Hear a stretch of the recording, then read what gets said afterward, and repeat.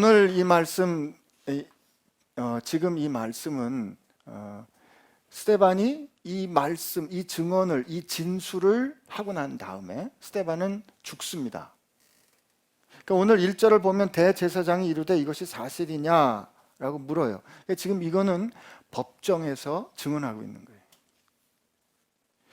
우리가 보통 이제 긴 설교라고 말하지만 사실은 굉장히 중요한, 그러니까 목숨이 걸린 일이에요. 목숨이 걸린 일.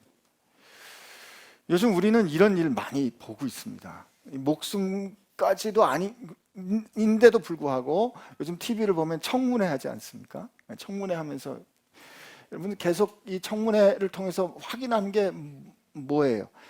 청문회를 통해서 그때 그날 뭘 했는지를 계속 확인하잖아요. 그죠? 의의를, 옳고 그름을, 시시비비를 가리기 위해서 말이에요. 근데 오늘 지금 이 지난주에 읽었던 그 6장의 마지막에 보면 스데반은 하나님을 모독했어요. 성전을 모독했어요. 이 모세가 가르쳐준 그 모세를 거스르고 그 법을 거스렀다. 이게 하나님을 모독하고 성전의 권위를 부인하고 하는 것은 결국 신성 모독이기 때문에 그 신성 모독은 사형에 이르는 가장 최고의 범죄입니다. 지금 그렇게 기소당한 거예요. 그러니까 지금 그 사형에 해당하는 범죄를 저질렀다고 기소당한 상태에서 지금 스데반이 이 진술을 하는 거예요. 근데 이 스데반의 진술이 우리가 볼 때 좀 이상하고 우리가 볼 때는 좀 낯설어요. 왜 그 진술, 지금 죽게 됐는데 그 죽게 된 그 자신의 입장을 드러내야 할 텐데 왜 스데반은 역사를 거론하는 것일까 하는 거죠. 근데 그거는 우리에게는 이게 그냥 이야기 같지만, 제가 지금은 출발을 이렇게 해요. 우리에게는 이게 이야기 같지만 그들에게는 이것이 굉장히 중요한 일이기 때문에 그렇습니다. 여러분 1948년 8월 15일에 대한민국 정부가 수립이 됩니다. 1948년 8월 15일에 대한민국 정부가 수립을 해요. 정부 수립을 기념해요. 근데 2008년에 이명박 정부가 광복절 기념 60주년을 하다가 그날을 건국절이라고 불렀다가 발칵 뒤집었어요. 왜 건국절이라고 불렀다가 발칵 뒤집어졌냐면 그것은 지금 우리 대한민국 헌법에 나오는 1919년에 있었던 3.1운동의 정신과 임시정부의 법통을 이어받는 우리 이 소위 헌법 정신에 위배되는 그 역사를 부인하는 사건이기 때문에 그때 난리가 났었어요. 그 뒤로 그때 건국절이라고 한 번 사용했다가 말 쓰지 못하고 지금 정부가 들어와서 광복 몇 주년, 건국 몇 주년 이런 식으로 계속 이제 치사에 나왔는데 이게 역사학자들은 굉장히 치열한 이 논란을 벌이고 있습니다. 왜냐하면 건국일을 1948년 8월 15일이라고 말하는 사람들은 나라가 있으려면 국토가 있어야 되고 주권이 있어야 되고 국민이 있어야 되는데 1919년에는 우리가 국토가 없었다라고 말하는 그런 소위 국가를 이루는 그 조건이 완전하지 않았기 때문에 1948년 8월 15일을 나라의 시작으로 보는 것이 옳다 그렇게 말하는 거예요. 그렇게 말하는 그들을 향해서 그 앞에 1919년에 이 나라의 독립을 위해서 살아냈던 그 임시정부의 대한민국 대한제국의 이름으로 독립운동을 했던 그 모든 사람들의 삶과 그들의 헌신과 그들이 살아냈던 모든 역사를 부인하는 것가 되기 때문에 그건 우리 자신을 부인하는 것가 되기 때문에 그럴 수 없다는 거죠. 오늘 지금 이 스데반이 문제가 되는 건 뭐냐면 지금 이스라엘을 이스라엘 되게 하는 이 성전과 이스라엘 땅이라는 이 땅과 그 땅을 주신 하나님을 지금 네가 거스렸다 혹은 그 권위에 도전한 것처럼 지금 이제 비난을 받고 있는 건데 거기에 대해서 지금 이 스데반이 역사를 거슬러 한번 우리 그 역사를 한번 제대로 정직하게 그냥 한번 있는 그대로 일어난 대로 한번 같이 봅시다 이렇게 그들을 초청하는 겁니다. 근데 2절은 이렇게 시작이 돼요. 스데반이 이르되 여러분 부형들이여 들으소서 이렇게 말합니다. 그러니까 형제들이여 그리고 아버지들이여, 이게 유대 사람들이 그 당시 이제 그 수사로 볼 때 아주 정중한 서사를 정중하게 이제 연설을 시작할 때 이렇게 대개는 시작을 합니다. 그런데 여러분들은 내 형제고 그리고 여러분들 중에 나이가 드신 분들은 내 아버지와 같습니다. 이 말은 스데반이 당신과 나는 공통된 정체성을 갖고 있습니다. 우리입니다. 이건 우리 얘기하려는 겁니다. 지금 이렇게 한정하는 거예요. 근데 우리 성경에는 이렇게 돼 있어요. 2절 여러분 부형들이여 들으소서 우리 조상 아브라함이 하란에 있기 전 메소포타미아에 있을 때 영광의 하나님이 그에게 보여, 이렇게 돼 있지만 그릭 성경에는 하나님 영광의 이렇게 돼 있어요. 호테오스테이스 독세이스 뭐 이렇게 돼 있으니까 영광의 하나님이라고 대바람에 나오는 거예요. 지금 이게 사실 2절에 영광의 하나님으로 시작을 해서 55절에 하나님의 영광을 보는 거로 사실 이게 마감이 됩니다, 이 설교가. 근데 너는 지금 하나님을 거스렀다라고 비난을 받는데 지금 그 하나님 말이에요. 지금 당신들이 내가 모독했다고 하는 그 하나님, 그 영광의 하나님이 우리 조상 아브라함이 하란에 있기 전 메소포타미아에 있을 때 그때 나타나셨습니다. 이렇게 시작을 합니다. 근데 이 역사를 시작할 때 왜 아브라함으로 시작을 할까? 이거 우리 한번 생각을 해봐야 돼요. 하나님이 우리 창세기를 보면 하나님이 세상을 만드시고 아담에게 축복을 주시고 그 아담에게 하나님이 복을 주시는데 그 아담에게 복을 주시는 게 이게 그 당시 고대 근동에 보면 이 언약적인 형식으로 아담에게 복을 주세요. 그리고 하나님이 그 가인의 범죄 이후에 이 땅의 인간들의 패역함을 보시고 하나님의 은총을 입은 노아와 그의 가족을 남겨두시고 다시 싹 이 세상 한번 심판하시는데 그 심판하시고 난 다음에 노아와 다시 또 언약을 맺으세요. 그런데 그 노아 언약을 맺은 것도 노아를 통해서 이 땅에 충만하게 될 모든 인간을 향해서 주시는 하나님의 언약이었어요. 근데 하나님께서 예수 그리스도라는 하나님의 구원을 이루는 그분, 바로 그분을 보내는 하나님의 특별한 구원 작전을 런칭하시는데, 그 구원 작전을 시작하시는데 그 시작을 누구를 통해서 하신다? 아브라함을 통해서 하시는 거예요. 지금 이 문제가 뭐가 됐어요? 예수 그리스도께서 오시고 사시고 부활하시고 그의 말씀대로 성령이 임하심으로 인해서 그 놀라운 새로운 사건, 그 교회가 탄생한 그 새로운 사건을 지금 막 증언하고 다녔잖아요. 이 새로운 사건의 증언의 사실은 구체적인 역사적인 시작이 어디다? 아브라함입니다. 아브라함. 그래서 이게 아브라함부터 시작이 되는 겁니다. 근데 여기 지금 쭉 우리 읽었던 이 말씀을 보니까 영광의 하나님이 아브라함이 이 가나안 땅에 있을 때가 아니고 메소포타미아, 소위 달의 신을 섬기는 우상이 드글드글한 그곳에 아브라함이 있을 때 하나님이 그에게 나타나셨다. 하나님 그에게 나타나셨다. 근데 오늘 이 스데반이 이 역사를 쭉 읽어주는 그걸 보면 그게 역사를 보는 관점을 볼 수 있는데요. 제가 여러분들께 좀 읽어드릴게요. 제가 좀 세게 읽는 데가 강조예요. 우리 조상 아브라함이 하란에 있기 전 메소포타미아에 있을 때 영광의 하나님이 그에게 보여 이르시되 내 고향과 친척을 떠나 내가 내게 보일 땅으로 가라 하시니 아브라함이 갈대아 사람의 땅을 떠나 하란에 거하다가 그의 아버지가 죽음에 하나님이 그를 거기서 너희 지금 사는 이 땅으로 옮기셨느니라. 이 마지막이 특별히 아주 흥미로워요. 하나님이 그를 거기서 지금 너희가 사는 이 땅으로 그를 옮기셨다 그랬죠. 지금 이 스데반이 아브라함의 역사를 지금 너희가 사는 그 땅 하는 이 현실과 아브라함의 현실을 이렇게 연결하고 있어요. 그러므로 지금 이 이야기를 듣는 사람에게는 이게 무슨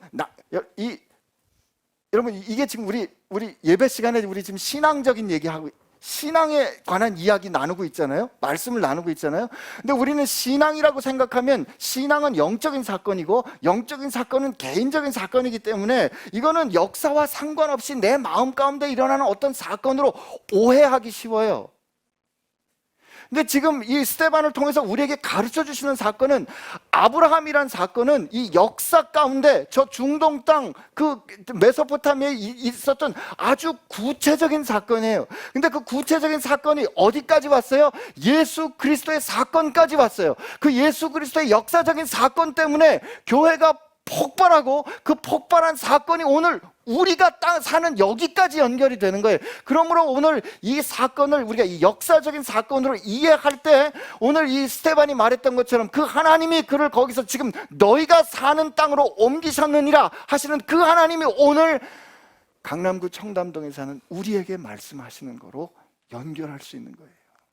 여러분, 이 신앙은 말이죠, 절대로 영적이기 때문에 사적이고 심리적인 사건이 아니에요. 그렇다면 지금 우리가 이 이야기 이렇게 관심 있게 읽을 이유가 없어요. 근데 이거는, 지금 이 사건은 우리의 역사가 된 거예요. 지금 1948년 8월 15일이 이 나라의 시작이냐 아니면 그 위가 시작이냐가 여러분과 내겐 중요하죠. 우린 대한민국 국민이니까, 그죠? 트럼프 대통령에겐 별로 상관없을 거예요. 우리가 예수를 주로 고백하는 사람들이라면 이 사건은 굉장히 중요한 사건이 되는 거예요. 여기 보면 하나님이 행동하세요. 메소포타미아에 있을 때 하나님이 그에게 나타나셔서 하나님이 그에게 말씀하십니다. 그리고 하나님이 너 떠나. 그리고 그 다음에 여러분, 우리가 아브라함의 삶을 보면 그 하나님의 말씀이 있을 때 하나님을 믿고 아브라함이 순종했어요. 근데 스데반은 그걸 뭐라고 해석을 했냐면 하나님이 옮겼대요. 하나님이 옮겼대요. 기억하십시오. 요한복음 15장에 우리가 이 누군가를 통해서 말씀을 들은 다음에, 예수님의 소식을 듣고 난 다음에 우리가 예수님 영접한 거로 생각했잖아요. 그죠? 근데 예수님이 요한복음 15장에 제자들 향해서 뭐라고 하면, 얘들아 정신 차려. 너희가 나를 택한 거 아니라 내가 너희를 택하여 세웠다 라고 말씀하십니다. 여러분, 우리 신앙의 시작은 말이에요, 하나님과 우리와의 관계의 시작은 언제나 하나님으로부터 출발합니다. 오늘 여러분이 이 자리에 나와서 내가 오늘 이 자리에 서 있게 된 거는 시작이 어디예요? 하나님이에요. 그래서 은혜라 그러는 거예요. 때로 우리가 흔들려요. 때로 우리가 내가 진짜 구원받은 사람 맞을까? 내가 이렇게 믿어도 예수 믿는 거 맞을까? 이렇게 의심이 될 정도로 내 자신이 흔들린다 이 말이에요. 그때 오늘 이 역사적인 현실이 가르쳐 주는 거예요. 아브라함이 메소포타미아에서 그 우상이 드글드글한 가운데 있을 때 영광의 하나님이 그 우상이 드글드글한 자리에 나타나셔서, 오늘 우리 인생이 헤매고 어려울 때 하나님이 우리 가운데 오셔서 말씀하시는 거예요. 너 지금 거기 있는 땅에서 떠나. 내가 있는 대로 가자. 근데 내가 있는 대로 가자 한 그래서 쫓아간 그 걸음조차 스데반이 뭐라고요? 하나님이 옮기셨다. God made him move to this country, to this land where you are live now. 지금 너희가 살고 있는 그곳에 하나님이 옮기셨다는 거예요. 여러분 믿으십시오. 하나님이 지금 여러분을 여러분의 삶의 자리로 인도하십니다. 하나님이 액션 하시는 거예요. 근데 5절에 보니까, 우리 5절 말씀 한번 읽어봅시다. 시작. 그러나 여기서 발붙일 만한 땅도 유업으로 주시지 아니하시고 다만 이 땅을 아직 자식도 없는 그와 그의 후손에게 소유로 주신다고 약속하셨으며, 그 다음에는 또 뭐라고 말씀하시냐면 너 400년 동안 다른 땅에 가서 나그네가 될 거고 종이 될 거고 힘들고 어려운 이후에 다시 돌아올 거다라는 하나님이 약속을 주셨대요. 근데 그 아브라함의 인생의 결국에 대해서 뭐라고 스데반이 해석을 했냐면, 우리 조상 아브라함, 믿음의 조상 아브라함이 죽었을 때 그의 삶의 마지막을 보니까 그는 발붙일 만한 땅 하나도 유업으로 주지 않았다는 거예요. 하나님이 참 이상해요. 롯하고 헤어지고 난 다음에도 하나님이 네가 좌하면 나는 우하고 네가 우하면 난 좌리라 이렇게 말하는 그 아브라함을 보시고 하나님 뭐라고 말씀하시면, 야, 너 동선 한박을 다 둘러봐라. 네가 발이 닿는 곳, 네가 바라보는 곳 다 네 땅 될 거야. 그리고 하나님이 창세기 15장에 보면 약속까지 하시고 계약까지 맺으시거든요. 그런데 하나님이 세상에 이 어디서부터 어디, 창세기 15장 보세요. 어디서부터 어디까지 이게 다 너와 네 자손을 위한 땅이 될 거라고 하나님이 그게 철석같이 약속하시고 계약까지 맺으셨는데 말이에요. 아브라함에게는 땅떼기 하나를 안 주셨다. 이게 발붙일 만한 땅이라는 게 뭐냐면, 이게 우리로 한 뼘이라는 뜻이에요.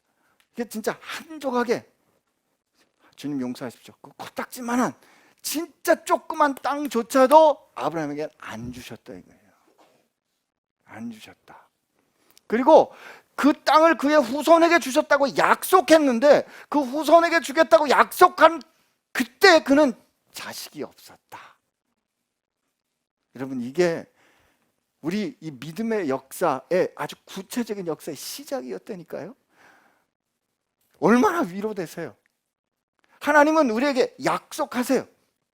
새 하늘과 새 땅, 새 예루살렘, 저 황금성 예루살렘, 하나님이 그 하늘에는 주님이 함께 하시는 것은 눈물도 슬픔도 없는 그런 약속, 너 무엇이든지 구해 내가 다 줄게 약속하셨는데, 우리가 지금 사는 현실은 아니잖아요. 땅떼기도 하나도 없고, 후손이 바다의 별과 같이 될 거라 그랬, 하늘의 별과 같이 될 거라는데 후손도 없고 하는 이 약속과 현실과의 이 차이 말이에요. 아브라함이 시작할 때 하나님의 그 응원한 이 예수 그리스도가 오시기까지 그 아브라함을 씨앗으로 삼아가지고 그 만들어내는 그 놀라운 이 엄청난 역사의 시작이 말이죠. 이렇게 깜빡깜빡하고 아무것도 아닌 것 같이 시작이 됐다 이거예요. 그러나 아브라함은 그랬지만 그에게 약속을 주시는 하나님은 그 약속을 지키실 수 있는 능력을 가지시고, 그에게 약속을 주시는 하나님은 이 언약을 내 언약이라고 부르셨어요. 왜? 이 하나님과 언약을 맺은 이 언약 백성이 실패할 걸 알았으니까. 지금 그 이야기 이제 계속 들려줄 거예요. 이 언약 백성이 이 하나님의 언약의 정신에 따라서 살지 못할 걸 알았기 때문에 하나님은 이 언약을 너하고 나하고 맺은 우리 사이의 언약이 아니라 이건 내 언약이야 라고 말씀하시고, 창세기 15장에는 이 언약이 깨지면 내가 책임질 거야 라고 하나님이 지나가세요. 이 놀라운 하나님의 이 놀라운 구원의 약속과 이 구원의 역사가 시작될 때 말이에요. 그 놀라운 역사의 그 구원의 약속을 받은 아브라함에게는 하나님은 땅 한 조각도 주지 않으시고. 근데 여러분, 아브라함을 그렇게 만나신 하나님은 여러분과 저를 만날 때도 아브라함에게 나타나셔서 그에게 말씀하시고 그를 부르시고 그를 보내시듯이 다 인격적이고 개인적으로 만난다 이거예요. 요즘에께서는 아멘을 하셔야 돼요.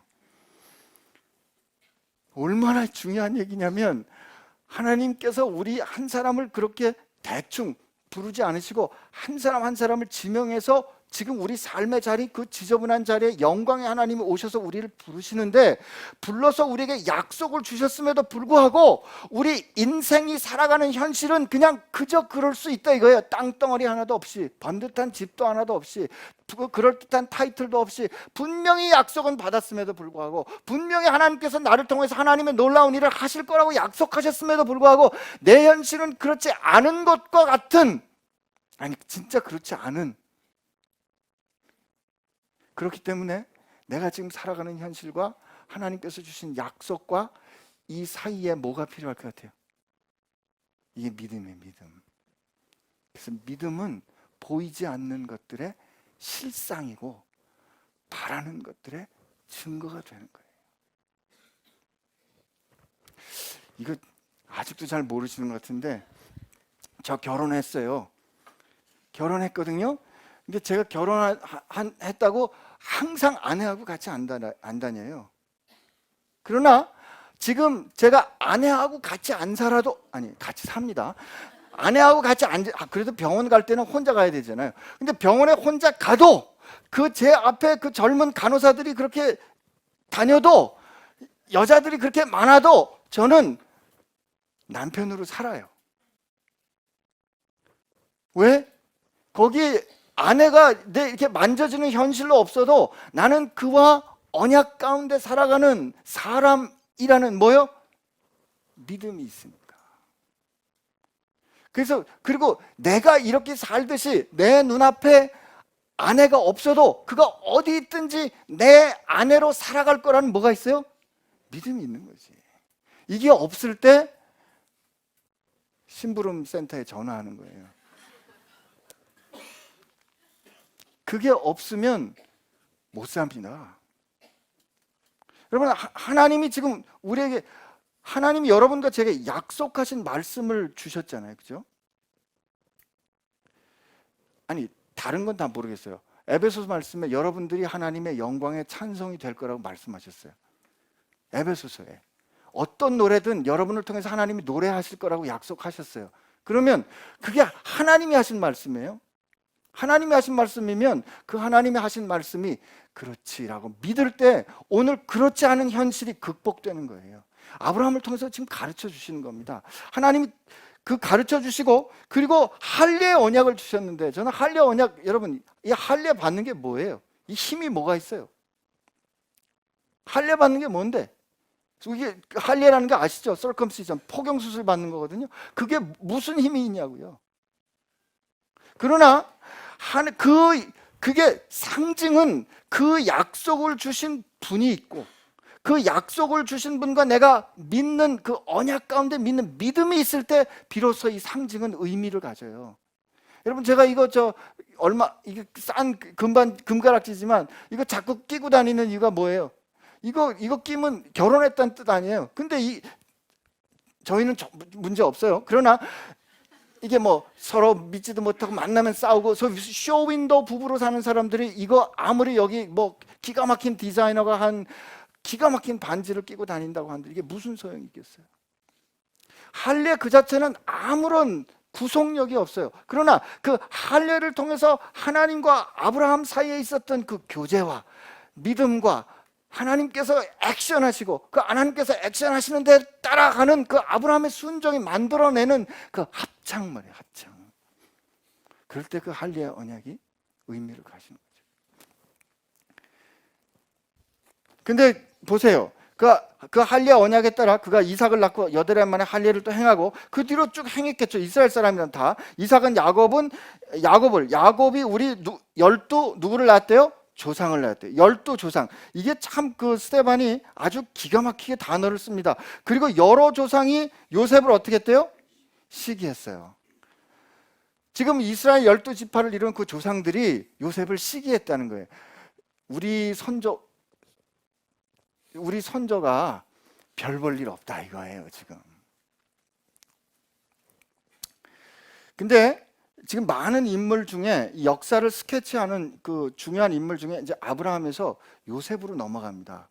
이게 야곱도 있고 그럴 텐데 요셉으로 넘어가요. 근데 저는 요셉을 읽으면서 우리가 참 요셉을 잘못 읽어요. 우리는 요셉을 어느 부분을 중요하게 읽냐면 9절 10절 우리 한번 읽어보시죠. 시작. 여러 조상이 요셉을 시기하여 애굽에 팔았더니 하나님이 그와 함께 계셔 그 모든 환난에서 건져내사 애굽 왕 바로 앞에서 은총과 지혜를 주심에 바로가 그를 애굽과 자기 온 집의 통치자로 세웠느니라. 아멘. 우리 이거 요셉을 되게 어떻게 생각해요? 요셉은 꿈꾸는 사람이었다 이거죠. 그죠? 요셉은 하나님의 야곱의 특별히 사랑받는 아들이었어요. 그래서 요셉이 사랑받는 아들이 된 것처럼 우리도 하나님의 사랑받는 아들이 됩시다. 요셉은 하나님께서 주시는 꿈을 꿨기 때문에 꿈꾸는 사람이 됩시다. 우리도 하나님 앞에 꿈꾸는 사람이 되고 그 꿈꾸는 대로 우리가 믿어서 애굽의 총리가 된 것처럼 우리도 이런 사람이 됩시다. 이렇게 요셉 읽거든요. 근데 여러분 아닙니다. 여러분 요셉의 인생처럼 뭐라 그럴까,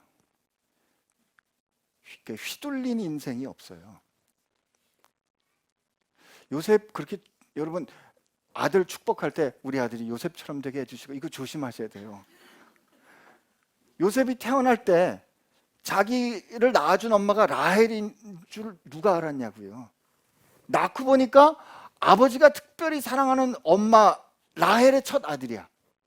그러니까 야곱이 말이죠. 야곱이 요셉만 삭동 옷을 입혔어요. 명품 옷을 입힌 거예요. 그러니까 나머지 그 이복 형들이 엄마가 다르잖아요. 얼마나 미웠겠어요.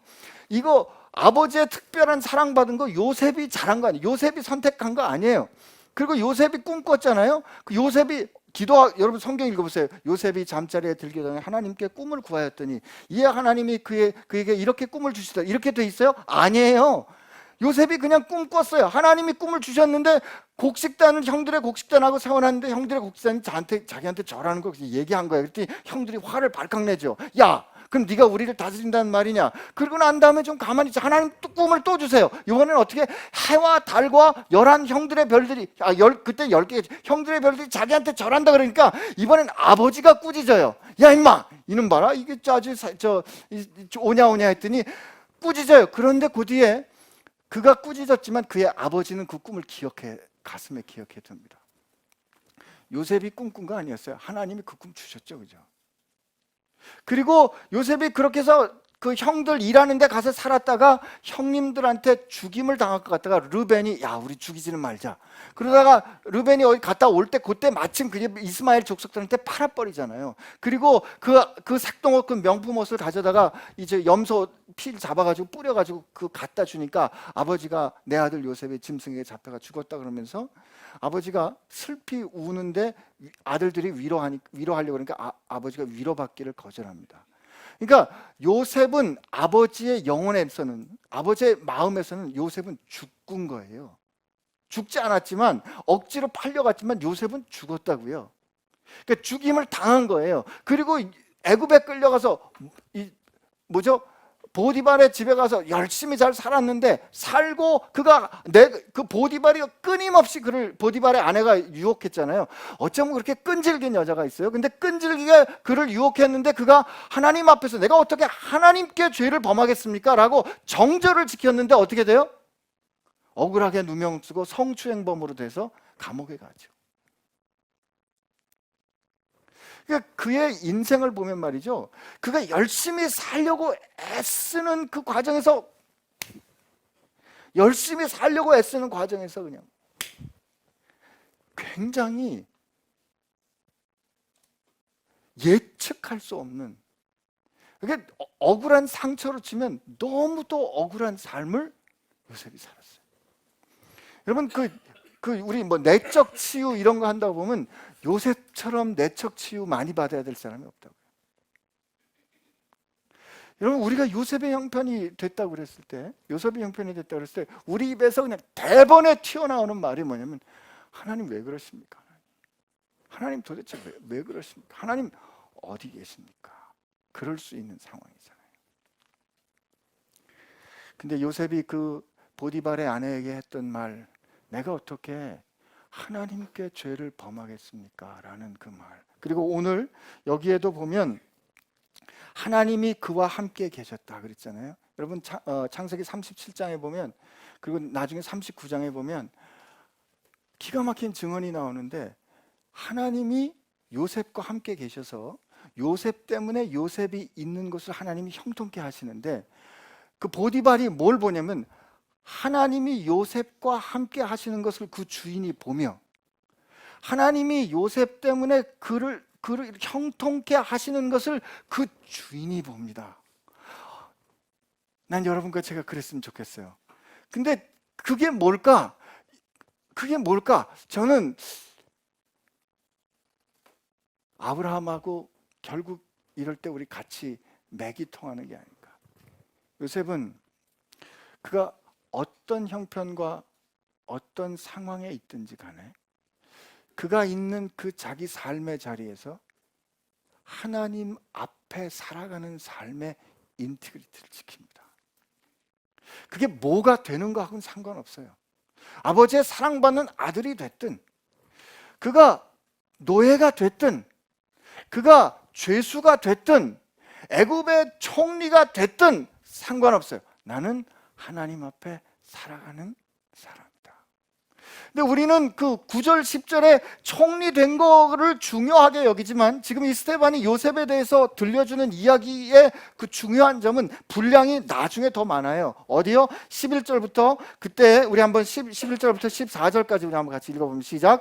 그때 애굽과 가나안 온 땅에 흉년이 들어 큰 환란이 있을세 우리 조상들이 양식이 없는지라 야곱이 애굽에 곡식 있다는 말을 듣고 먼저 우리 조상들을 보내고 또 제차 보내매 요셉이 자기 형제들에게 알려지게 되고 또 요셉의 친족이 바로에게 드러나게 되니라. 요셉이 사람들을 보내어 그의 아버지 야곱과 온 친족 75사람을 청하였더니. 우리 조상들을 보냈는데 그 조상들이 누구예요? 13절에 보면 자기 형제들이잖아요. 요셉이 그 형님들하고 처음 만났다가 요셉이 두 번째 만날 때는 요셉이 그 형님들을 두 번째 만날 때는 형님들을 능히 심판할 수 있는 자리에 있었습니다. 그 애굽의 총리였잖아요. 그런데 요셉이 뭐라고 말합니까? 요셉은 그 형들과 염려하는 형들을 용서하고 그 가족들을 품으면서 당신들은 나를 해하려고 하였지만 하나님이 우리를 구하시려고 나를 미리 이렇게 보내셨습니다 라고 말하는 용서, 회복을 요셉은 살아내죠. 우리는 이 요셉을 통해서 누구를 우리 볼 수 있어요? 그가 사랑받는 아들인데 그가 그 사랑받는 아들이 거칠게 버려지고 찢기웠으나 그가 다시 영광의 자리에 올라 그를 버렸던 이를 용서하는 품는 그분은 누구다? 예수님이시잖아요. 사실은 그 요셉의 이야기를 통해서 지금 스데반은 우리에게 내가 지금 증거하는 요셉이 지금 그 시대에 우리에게 가르쳐줬던 진짜 오실 그분을 내가 지금 전하고 있는 겁니다 라고 우리에게 지금 들려주는 겁니다. 근데 우리가 그 역사의 이야기를 통해서 또 한 번 우리가 알게 되는 것은 뭐예요? 하나님은 어디에도 통치하신다? 애굽도 통치하시는 거예요. 그게 이 9절 10절을 다시 한번 가보면 하나님이 그와 함께 계셨어요. 어디에? 애굽에 함께 계셨어요. 모든 환난에서 하나님이 그를 건져내십니다. 하나님이 애굽 왕 바로 앞에서 은총과 지혜를 그에게 하나님이 주세요. 그리고 바로가 그를 애굽과 자기 온 집의 통치자로 세웠느니라 했는데 이때 하나님이 바로를 통해서 그를 세우시는 거예요. 그죠? 요셉은 환경에 요셉을 시기하는 사람에 의해서 요셉은 이리로 저리로 깨지고 흔들리는 삶을 살았지만 하나님이 빚어가는 하나님의 손에 의해서 빚어지는 삶을 살았습니다. 여러분과 저도 그런 삶 살게 되기를 축복합니다. 근데 오늘 다음 주에 우리 계속해서 읽어가겠지만 야곱이 애굽에 내려가서 자기와 우리 조상들이 거기서 죽고 세겜으로 올려져서 아브라함이 세겜 하몰의 자손에게서 은으로 값주어 산 무덤의 장사니까 아브라함과 야곱과 요셉까지 갔을 때는 겨우 그 땅에 받은 게 이 무덤 하나인데 이때 이 무덤 하나인 그 세겜 땅이 좀 문제예요. 세겜 땅이 사마리아 지방의 중심지입니다. 사실 지금 이 8장이 이제 7장이 지나가면 교회가 팍 하고 깨져요. 교회가 왕창 핍박에서 깨지는데 핍박에 의해서 깨진 교회의 한 지체가 이 파편처럼 튀어가는데 그게 빌립을 통해서 사마리아로 튑니다. 주님의 말씀이 예루살렘과 온 유대와 사마리아로 가는 그 링크가 지금 여기서 저는 볼 수 있어요.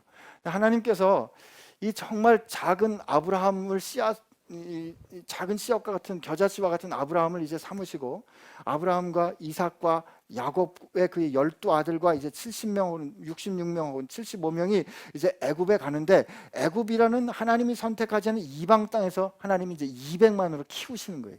200만으로 하나님이 키워가지고 이때 이제 다시 하나님께서 어떻게 누구를 통해서 모세를 통해서 이 구원해 내시는가 이게 이제 다음 주에 보게 됩니다.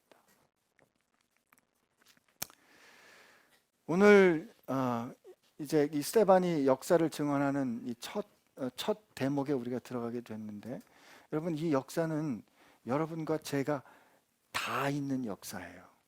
이 굉장히 중요합니다.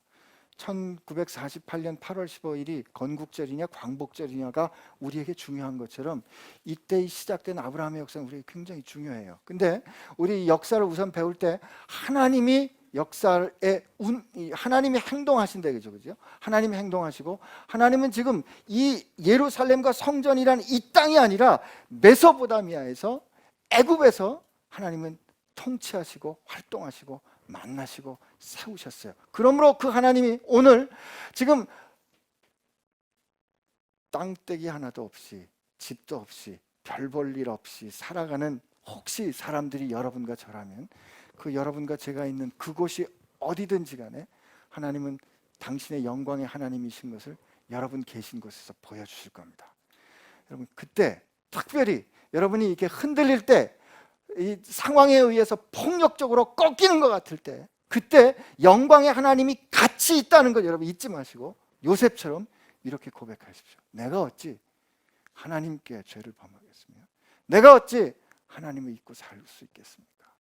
그렇게 고백할 때 하나님이 여러분과 함께 계시고 하나님이 여러분을 형통케 하시는 것을 여러분을 힘들게 하는 사람들이 보게 해주실 겁니다.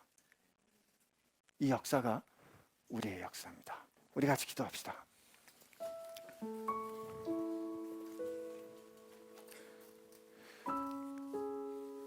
완전한 평화와 온전한 공의를 이루실 그 샬롬, 그 평강의 왕이 예수님이시고 그 예수님이 이 땅에 오신 게 성탄절이라면 이 성탄절을 바라보는 이 지금 하나님, 아브라함을 부르시고 요셉과 함께 하셨던 그 하나님이 오늘 나와 함께 하고 계시다는 이 사실을 내가 주님을 기다리는 주님의 성탄을 기대하는 이 주간을 살아가면서 제가 확실히 깨달아 알게 하여 주옵소서. 하나님 그저 막연한 생각이나 막연한 느낌이 아니라 내 삶 가운데 나와 함께 계신 그 하나님을 요셉처럼 증언할 수 있게 해주시고 아브라함처럼 믿게 하여 주옵소서. 이렇게 하나님 앞에 우리 한번 같이 기도합시다. 하나님 아버지 그렇습니다. 참으로 우리가 이 혼란한 시대를 살아가고 이 어려운 시대를 우리가 살아갑니다. 그러나 하나님 정말 하나님이 우리와 함께하고 계시고 하나님이 나와 함께하고 계시고 우리와 함께하고 계신 이 사실을 하나님 이 역사를 보면서 하나님 이 역사가 오늘 이 성경의 스테반이 들려주는 이 역사가 오늘 내 역사로 다 있음을 오늘 이 삶의 이 자리까지 그 하나님이 함께하시고 그 하나님이 오늘 나를 이 삶의 내 삶의 이 자리에 이끌고 계심을 하나님 제가 알 수 있도록 확실히 알 수 있도록 그래서 아브라함처럼 믿음으로 나아갈 수 있도록 해주시고 요셉처럼 하나님 앞에서 살아가는 인생을 살아내는 저희들 되게 하여 주시옵소서. 하나님 우리는 우리가 잡을 수 있는 것 우리가 구체적으로 헤아릴 수 있는 것 땅과 건물과 제도 그리고 그 속에 있는 내 위치 이런 것들로 내 안전판을 삼으려고 합니다. 그러나 하나님 오늘 그 약속한 땅 하나 받지 못하고 죽었던 아브라함이 하나님을 향한 믿음을 끝내 지켜냈던 것처럼 자기의 뜻과 상관없이 폭력적으로 진행되는 이 예측할 수 없는 상황 속에서도 하나님이 나와 함께 계신 것을 알았던 요셉처럼 하나님 오늘 우리가 이 혼란스러운 폭풍과 같은 시대 가운데를 걸어가는 동안에 하나님 우리의 상황과 형편이 어떠하든지 믿음과 순종을 살아내는 아브라함과 요셉과 같은 사람 되게 하여 주옵소서. 그 하나님이 오늘 우리와 함께 하시고 그 아브라함을 부르시고 요셉과 함께 계셨던 그 하나님이 바로 오늘 나를 부르시고 나와 함께 하시는 하나님인 줄로 믿사오니 오늘 우리가 들은 그 역사 우리 삶 가운데 이루어 주옵소서. 예수님의 이름으로 기도합니다.